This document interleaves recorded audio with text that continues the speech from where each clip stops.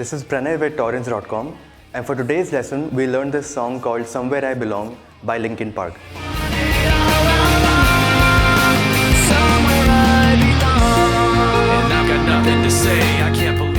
So for the left hand, we basically need to know two things. The first one is how to play power chords, and the second is octaves.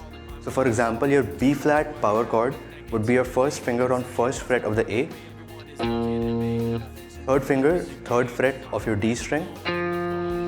Now let's take a look at the chords and rhythms that we'll find in the easy version for this song. So we have the chords A minor, then you have G major, F major,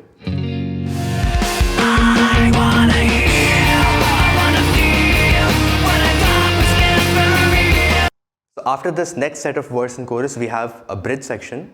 So it sounds like this played on the guitar. So we have two stabs on your B flat power chord. Then we go up and play that F octave. So that's going to be your first finger on fret 8 of the A. And we're going to hit.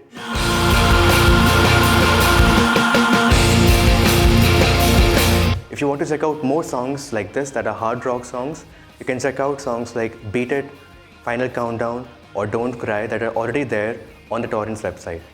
And we hope to see you in the next one.